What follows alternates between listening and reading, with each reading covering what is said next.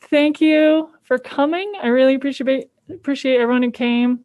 We have a really nice online audience and a very healthy in-person audience. they're a high-quality personal audience. My name is Andrea Lohman, and I'm chair of the Department of Physics and Astronomy. And I invited Prashant to give a talk after bumping into Jesse Zeldis, who's here in the room, who is in Prashant's class. And I asked Jesse about his classes, and he started talking about Prashant's Decolonizing Astronomy and Math class and how it was awesome. And at that moment, they were deconstructing Euclid, which I think you might hear a little bit about today. I started hearing about decolonization this summer at the Academics for Black Lives conference, and I realized that as a physicist, I think we're kind of under the delusion, and I shared this with Prashant, that our field is so pure and math is so pure that how could it be influenced by its history? It must, So anyway, I said, Prashant, would you mind just gently disabusing us of this fact that of the idea that physics and astronomy was created in a vacuum. So I'm really happy that he's here today to talk about that. He's a PhD candidate at Penn in the history and sociology of science. I really, by the way, loved reading his resume. I think it's a really nice example of all the different ways that you can do science. So I hope that there are physics, astronomy, and math majors here who realize that there are lots of different ways to do this. He's got a graduate certificate in social, cognitive, and affective neuroscience. His thesis is on the history of math and astronomy under the British Empire in India. Before he was at Penn, he was at the University of Cambridge, England, and at the University of Sydney, Australia. The list of talks he's given all over the world makes me want to have a Prashant Kumar talk series at Haverford, which I suppose means really I should just be in his class. The talks I picked out are The Body Electric, Electrotherapy in America, Astronomical Ritual, Caste and Labor at Madras Observatory, The Temple and the Observatory, Reuben Burrow and the History of Data, and finally, a class of quantum double subsystems code. And if you're a student and you like this next hour, you might consider registering for one of his 2 spring courses. There's a 200-level history course called Rule by Numbers, the History of Statistics, Politics, and Empire, and a 100-level course called The Histories of Science in South Asia. So I'm really excited to have Prashant talk. Thank you very much for coming, and I'll hand the microphone back over to him. Thank you so much for that very generous introduction, Andrea.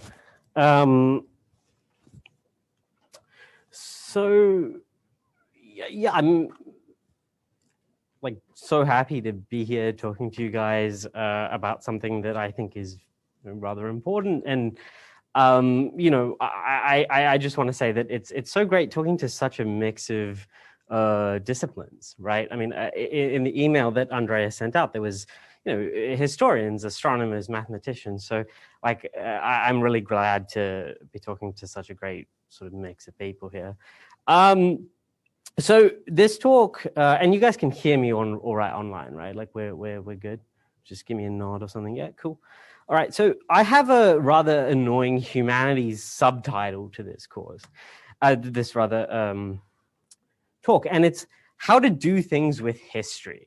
So this title is kind of a reference to this seminal linguistics paper called How to Do Things with Words. So essentially the idea is that if I say it's hot in here, right, which it's not, don't worry, that has an immediate sense, which is to report the fact that it's hot in here.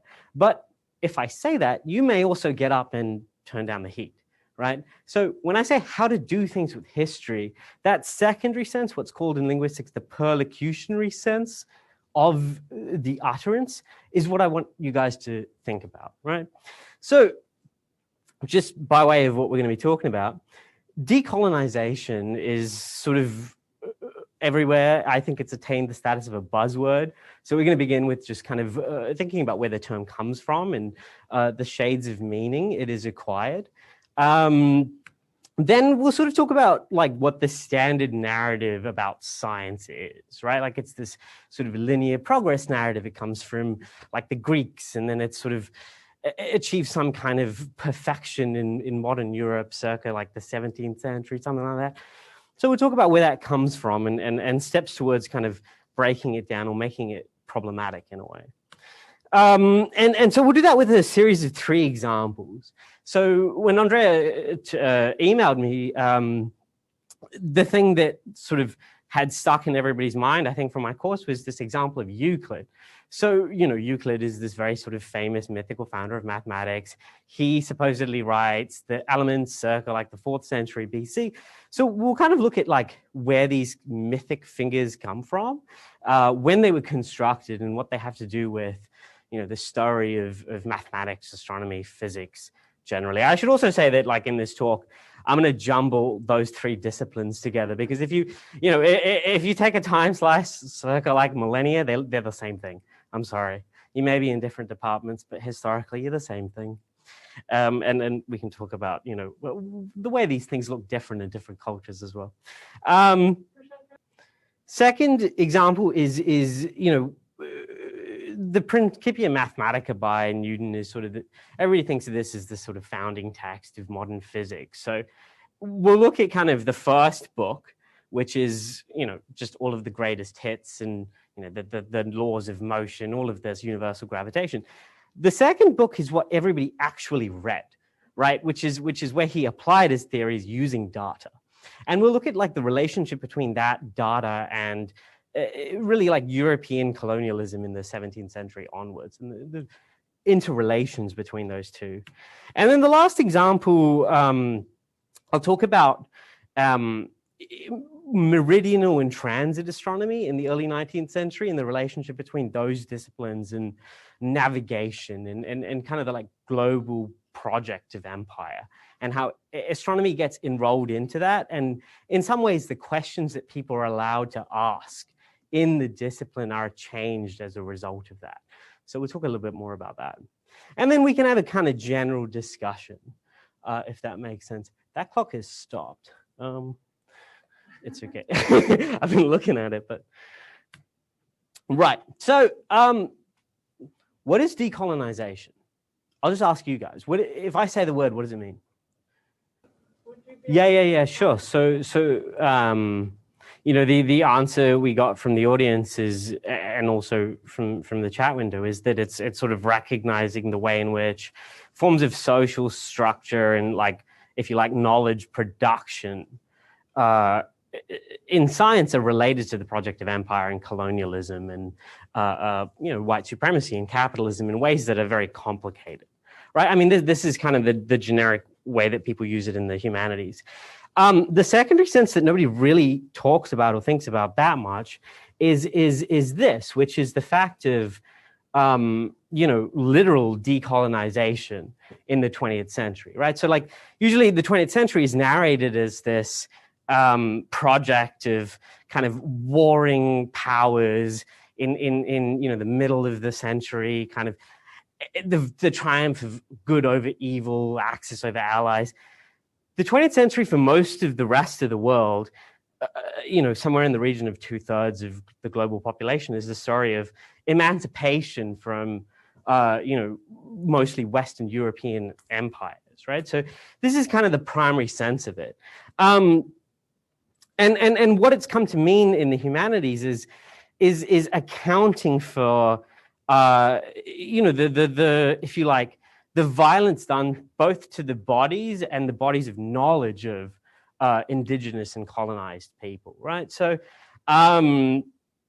you know, I think it's important to understand that this is not, decolonization shouldn't be understood as a return to some sort of primeval state before, whatever you want to call it, contact, colonization.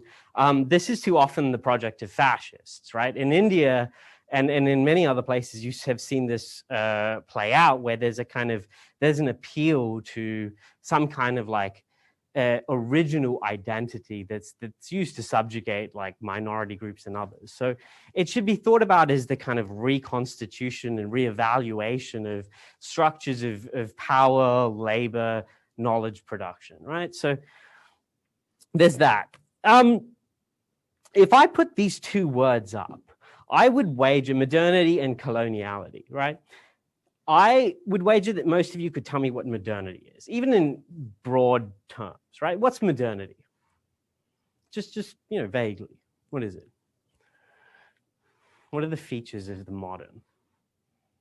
In whatever context. Steam engine, destructive nation state, right? So it's these sorts of, I mean, the meta point is that you have a bunch of ideas about what it is, but the way I think about it is sort of straight lines and like rigid categories, right? Part of the idea behind decolonization is that the invention of the modern, the modern West, the modern science, it is happening at the same time as the invention of a kind of colonial reality, right? The point is that you don't get kind of the modern factory order, the modern kind of like commodities markets that are the product of all of these trade networks that are established after 1500 without the subjugation of large numbers of people, right? And it's a question of how, if you like, the rise of something called the West is not just happening at the same time as, but is the product of some kind of much larger immiseration of, a huge population around the world. And it has to do with this, right? This is a map of world silver flows, circa, the mid-17th through mid-18th century. So essentially what happens after 1500, right, after Columbus sails the ocean blue, is that all of this silver and gold from mines here at what are for a while still Inca sites starts to flow westward to Manila, where it's distributed all the way through Southeast Asia, and it reorganizes all of the economies there because the Ming court has undergone a period of monetization and it has a massive demand for silver, right? So what the European trading companies do is they use that source of money, if you like, coin, to reorganize trade all across the world. And it's really like this story that we're still dealing with the legacies of today, right? The way I teach it in class is like, this is the reason why there are tomatoes in Italian food, okay? This is the reason why there is chili in Indian food. This is the reason why Disney villains have that accent, right? So understanding the transformations in the world order occasioned by the European trading companies is kind of part and parcel of the larger project of decolonization. Okay, one of the chat box questions is, I want to learn more about why Italian food has tomatoes. If you Google something called the Columbian Exchange, it basically describes the process by which, like, quote unquote, new and old world foodstuffs, animals were transported around the world, like mostly with the idea of making money, but some things were incorporated very quickly and other things weren't, and it's not a in general, very well understood process, I would say. Yeah, so the pasta is actually an earlier transmission. That's a Silk Road transmission. Newton writes this lovely system down, but in order to prove to people that it works, he needs to explain certain tidal phenomena. One of which is certain anomalous tides in the Gulf of Tonkin in the Southeast Asia. So a lot of the sort of explanatory project of the Principia is related to the information order, if you like, made possible by colonial expansion.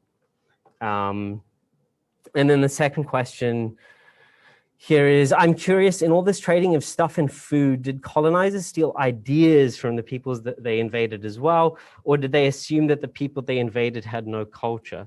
Usually the first and then the second.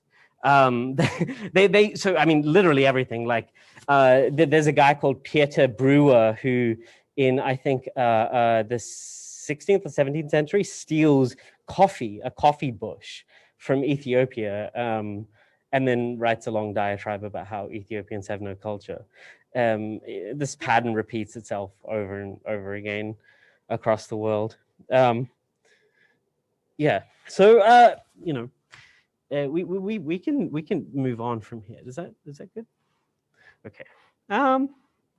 Right. So as I said before, the standard narrative is that, you know, science, mathematics, all of these things come from the Greeks, right? Like, I mean, this is, maybe you would have heard of the Babylonians. They did some things, sexagesimal numbers, some kinds of eclipse prediction. But in general, the idea that you would have sort of come to this talk with, I'm assuming, is that the stuff comes from the Greeks, or at least that's the narrative, right? So in my class, Decolonial Histories of Mathematics and Astronomy, I started looking into Euclid. This was about, like, I don't know, 6 months ago. And I had some idea that Euclid wasn't that well substantiated. If you looked at the actual record, he was maybe, you know, we didn't exactly know where his texts were written. What I found when I actually sort of followed all of these footnote rabbit holes was that the only piece of evidence, the only bit of the elements that we actually do have is this. And this is called, well, it's part of a collection called the Oxyrhynchus Papyrus. And it represents approximately 1% of the text of Euclid's Elements. It's in the Penn Museum. It's never been carbon dated. And the best estimate for when it was written is based on handwriting analysis in the 60s. And on that basis, it's been assigned a date range of 2 to 400 AD. Euclid, if you look him up on Wikipedia, supposedly lived in 400 BC, wrote down the elements. In fact, like, if you drill into it, that whole generation of greats, Plato, Aristotle, all of these people, were written about around 400 AD, that is 800 years after they're supposed to have, you know, been active, by a group called the Neoplatonists, who were effectively historians, right? So the first time that Euclid is mentioned in any text is the 4th century AD. The other 99% of the elements doesn't appear until 888 AD in a Greek manuscript produced in Constantinople, right? So the point is that, like, if you just push a little bit, then this image of the bearded dude in 400 BC doesn't make sense. One, the Greeks were not even Greek. Euclid, even in the standard account, is from Alexandria, which is in Egypt. Most of the rest were active in Asia Minor, right, which is now Turkey, right? And the third point is, you know, is mentioned by this physicist turned historian named C.K. Raju in a rather provocative article, which is called Euclid Was a Black Woman. And so his reasoning is this, effectively. The only other librarian of Alexandria we know of is Hypatia from the 4th century AD, and she was a woman, right? There was a pervasive association between women and mathematics and astronomy in the ancient world. The second point is that this Euclid was active in the 4th century BC. This is much before, you know, the Islamic conquest of Egypt. This person was probably what we would now describe as black, right? So his argument is that this figure of Euclid as a black woman is just as likely and just as substantiated as this bearded, balding white guy, right, in a toga. So this is the first thing to realize, that a lot of these standard narratives surrounding mathematical origins have to do with really just these flimsy creations of the 18th century, right? When all of this slaving and trading was going on, these narratives were being constructed, right? They're sort of co-produced, is the history of science term for it. So the question is that, you know, like, is the point that the evidence is just so flimsy that it doesn't take much to kind of show that these people are not substantiated in a way, right? And it's not just Euclid. I think that, you know, there is a point at which people do become very well substantiated. In class, I explained that the reason I don't assign C.K. Raju's stuff is because he then applies this argument to Jesus, and it just doesn't work. There's a millennium of scholarship very concerned with the problem of the existence of Jesus in so many different languages. And, you know, like, being a physicist, he doesn't like do the kind of bibliographic dive that you need to. But for certain people like Euclid, who, you know, this is 400 BC we're talking about, there's no evidence for any of it, right? I mean, you know, it's all just secondary references and sort of a very, what's called a tendentious reading of history, right? You start off with the object that there is this person, and then you just fill it out, right? That's sort of what's happening.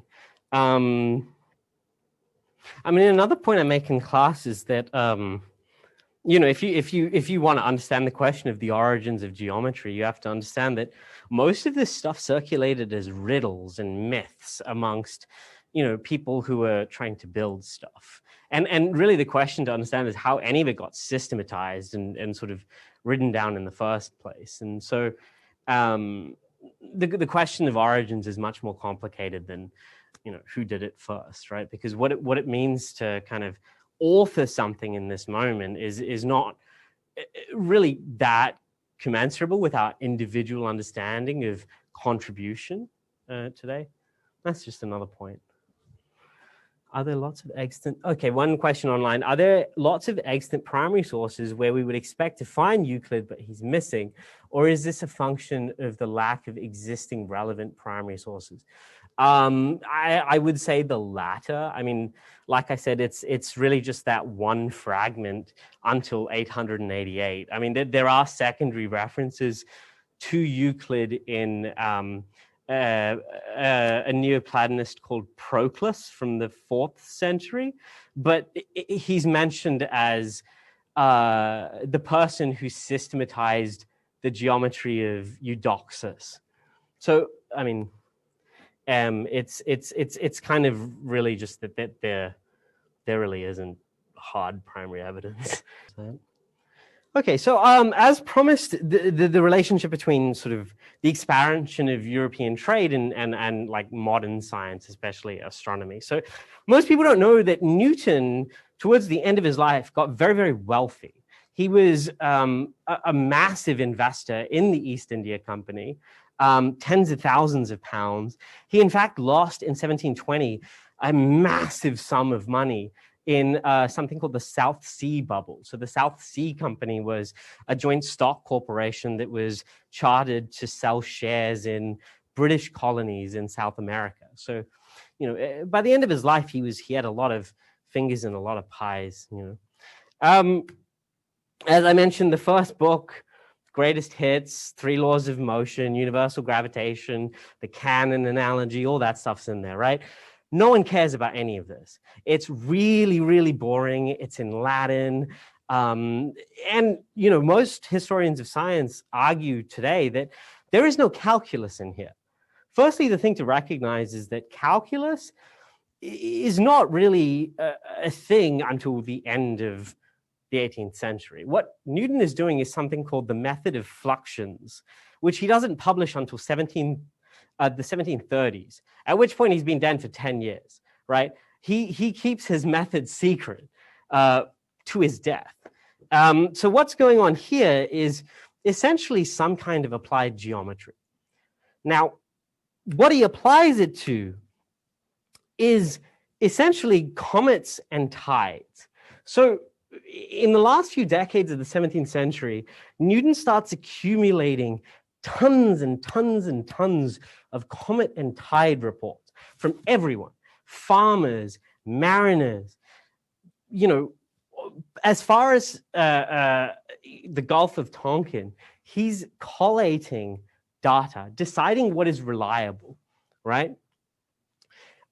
You can see here on this map, marked with stars, are all of the locations that Newton derived either cometary or tidal data, right? I mean, this is almost exactly the map I showed earlier of you know, European company trade routes. So these projects are deeply related, right? And as I mentioned, the kind of the test of this is something called the anomalous tide in the Gulf of Tonkin.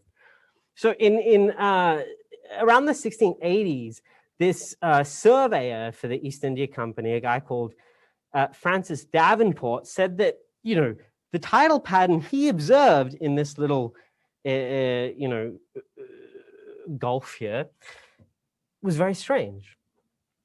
Now, nobody believed him because Davenport was a known associate of a guy called Samuel Siamese White, who was an East India Company pirate. And in order to save his own reputation, White smeared Davenport in a series of publications in the late 1680s, saying that this vile wretch Davenport, on whose evidence the company have so much dependence, is one of the most notorious rogues in nature. And so Newton couldn't really use this guy's data. And instead, he just kind of borrowed it and didn't cite his source. And this Gulf of Tonkin example is important because this is the first worked example of what we would now understand as tidal resonance, right? I mean, this is some kind of wave phenomena that you need all of these series expansions that Newton has been deriving in the previous 10 years to explain. But the data that allows him to test his hypotheses come from a pirate. A pirate, and so the question is, do you mean a pirate in the traditional sense or in a figurative sense?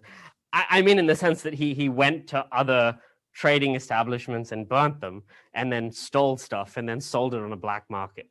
Whatever that is called, he did that. Or rather, Davenport himself was the surveyor.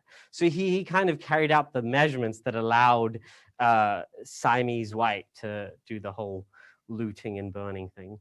No, I mean, it was just, there was an idea of integrity meant like, who could you trust, right? I mean, essentially the problem that Newton and Edmund Halley is in on this project too. So Halley is, you know, he has a comet, but the way he's able to sort of write down the parameters for it is because he collates all of these reports and he figures out, okay, this person I can trust, this person I can't, which isn't to say he was always right, but that was the problem that they were solving.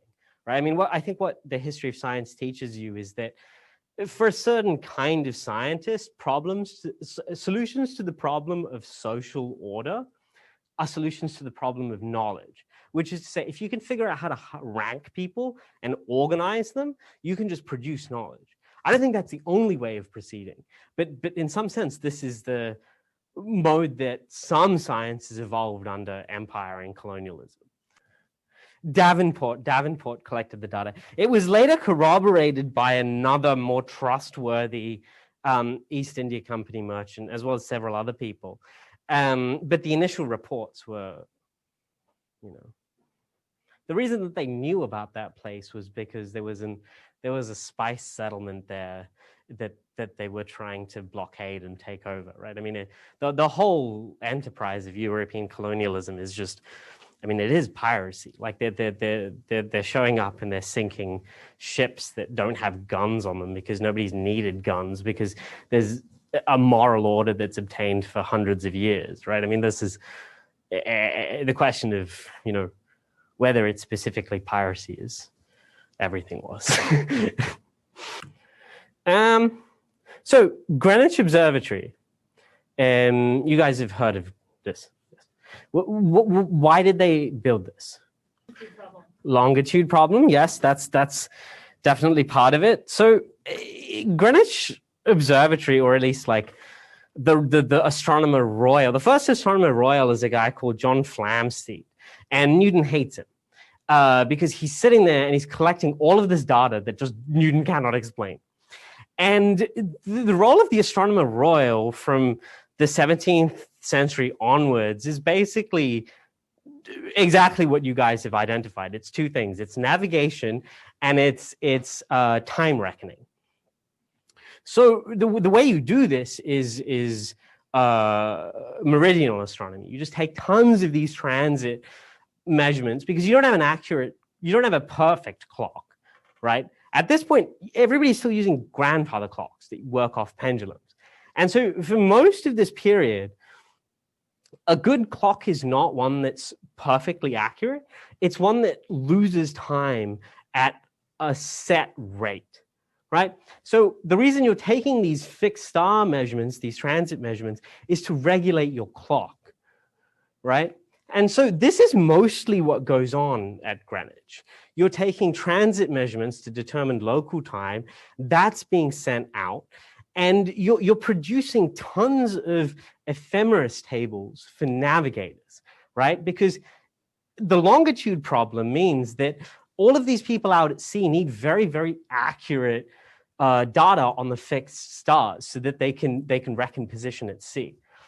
This is the whole purpose of astronomy right through, I would say, like the middle of the 19th century, right? So actually, so I'm gonna, in my other class, I'm gonna teach a class in Greenwich Observatory because it's the exact model of another observatory in Madras in the 19th century. I mean, it's like a standard, like Walmart, like sort of floor plan that's just stamped all around the world, you know. It's a nice observatory. It's not a Walmart, don't worry. So by the 1830s, the Royal Observatory is just, people are trying to crank out as much data as they can. If you've heard of Charles Babbage and the difference engine, so he makes this thing so that Greenwich can process all of this data, right? That you know, the sort of the Royal Navy and the British sort of mercantile network needs to run. The other thing to note is that until the middle of the 19th century, you didn't even, for transit observations, hit a little telegraph key. That kind of magnetic chronograph registration is something introduced towards like the end of the 1850s.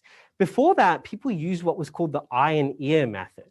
So you had like your transit clock here, and it would tick at every half second. And across the reticule of your transit telescope, you'll have stretched bits of silk to make a reticule. And then you'll kind of literally just estimate the time the star crosses each of the wires, right? And so people start doing this, and then they notice that observers differ between themselves. Even practiced observers note the time of transit differently. So what starts to happen is that this doesn't matter if you have 2 or 3 assistants, because you can just have one person take a series of observations and their error will cancel out, right? If you're regulating the clock, when you sort of you know, subtract transit observations for one day from transit observations from the other day, all the errors will cancel out as long as it's the same person. A problem starts to happen when you're taking so much data that you've got rostered people. So it's not the same guy 3 days later taking the data. So then this effect called personal equation starts to become important, right? Because you need to have all of these like very complicated algebraic means of accounting for these pairwise differences between people. And so what starts to happen is that this kind of factory order where people are rostered for observations, rostered off, produces a quantitative system where everybody's given a metric. Okay, your personal equation is this, right? And that gives you a rank order for all of these assistants. Now, in my own work, what I study is what this system, what this personal equation starts to look like in the colony, because it's being used and being tried out in Madras Observatory roughly at the same time as at Greenwich. In fact, all of these observatories here, you see this is just an arc of latitude here from Madras. All of these are observatories. There's a kind of like planetary network of observatories that the British are kind of trying to construct in this moment. But inside each of them is a kind of factory order, a kind of like a capital order, where there's, if you like, a capitalist or a principal investigator at the top, and then a sort of, very closely hierarchized sort of order of assistants beneath, right? And what this looks like in practice is this. So I came across this in astronomical observations taken in India. And so I'll just read it to you and then I'll explain what's happening here. So PR is an Indian observer, right? He's a Brahmin, which means that he wears his hair shaven except for one lock, which is tied in a knot at the back of his head. All of the Indians that were hired to work in British observatories were Brahmin because of reasons I can get into. But what this guy, Charles Mickey Smith, says is that the unsatisfactory nature of this guy's North Polar distance observations was probably largely due to the fact that he was in the habit of observing with his hair tied in a knot at the back of his head. So the error, were it sufficiently regular, might be known as the Kudumi equation, Kudumi being the name for this little knot. Anyone who has had to show objects through a telescope to ladies reclining on an observing chair will understand how prejudicial to good observation such a habit of wearing the hair is. The other observers let down their hair when observing. I mean, I can't think of a more literal example from the things I've looked at of the way in which, at the level of the footnote, right? Like this bias structures everything. I mean, so I when I was an undergrad in physics at the University of Sydney, I remember doing a first year astronomy project and being warned off by senior year students because that one lab was a factory where they would sort of pay these undergrads to go through images and do a kind of like very basic data processing. And there was a kind of hierarchy, which is fine. But the way certain labs are run, as Greenwich was run, the people doing the data processing in Greenwich were 15 and 16-year-old kids who had no other employment prospects. They were hired and they were employed until they were about mid-20s. They burned out, did other clerkships. There was no sort of movement between the rank order possible.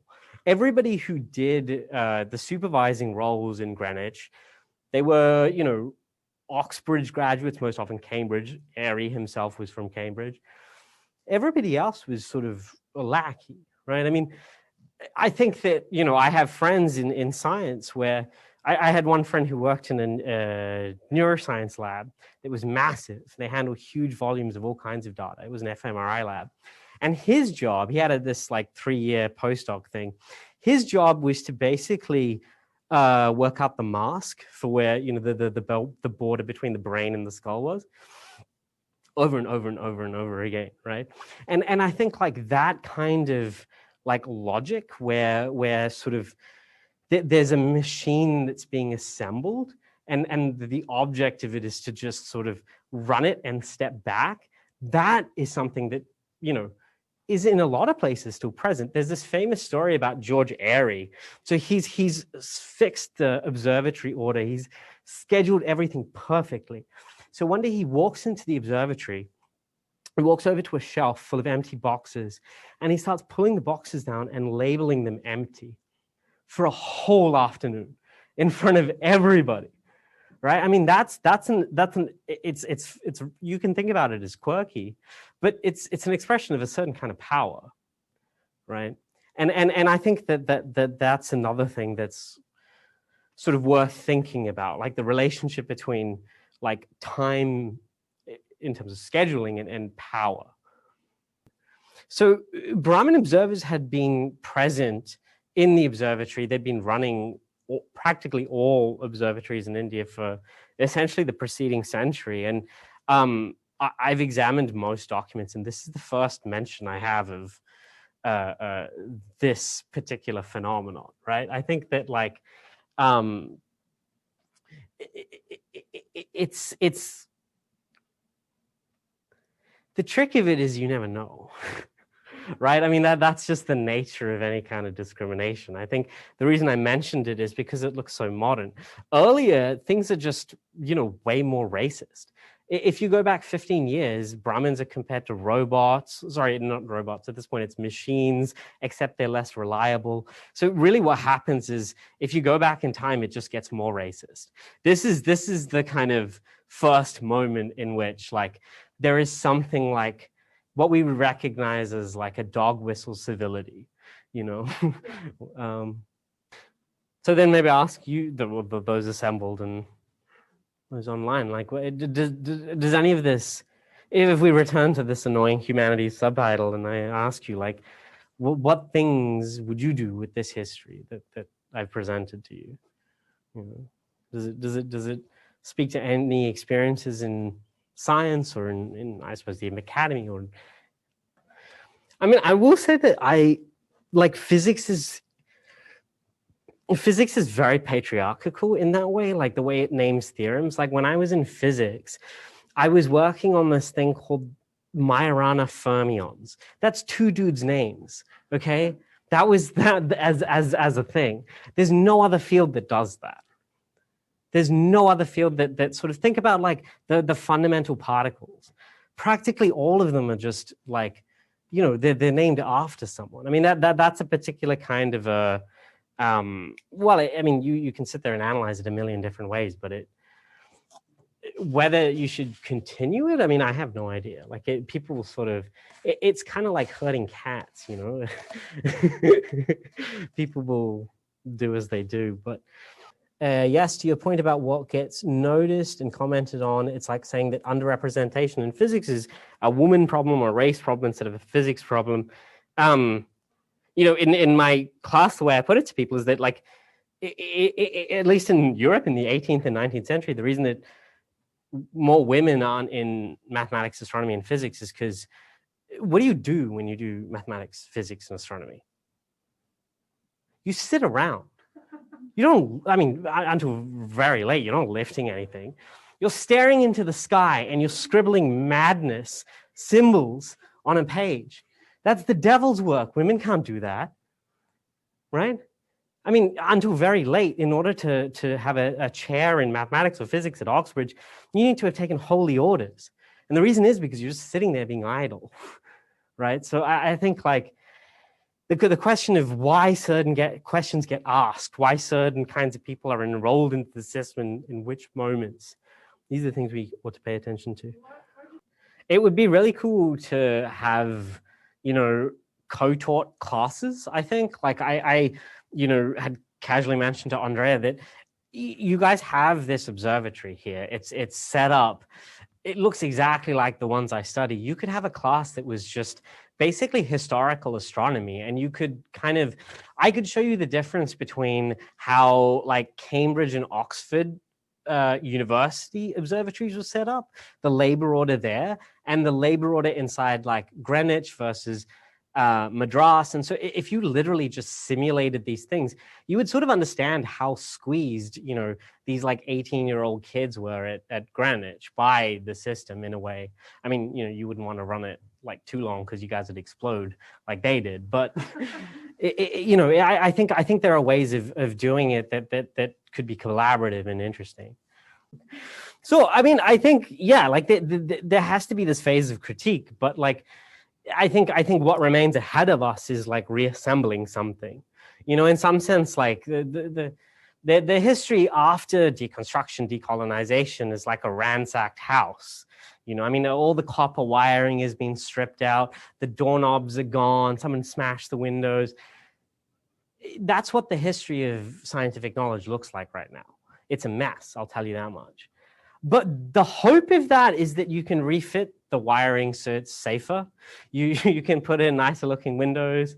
You can change the blinds. So the point in kind of pushing back on Euclid and letting in fall to sand, as it were, is that in the space left by that, you can reconstitute something else that is more honest and includes this idea of the stability of these histories.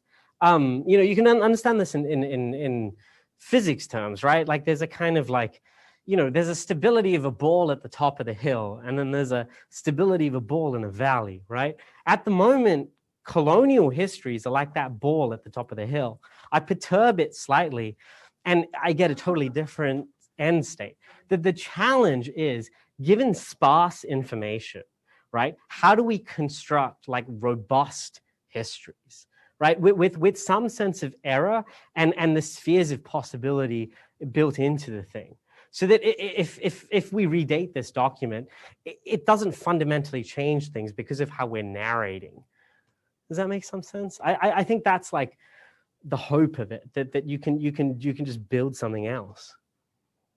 And it's just more interesting, to be honest. I think.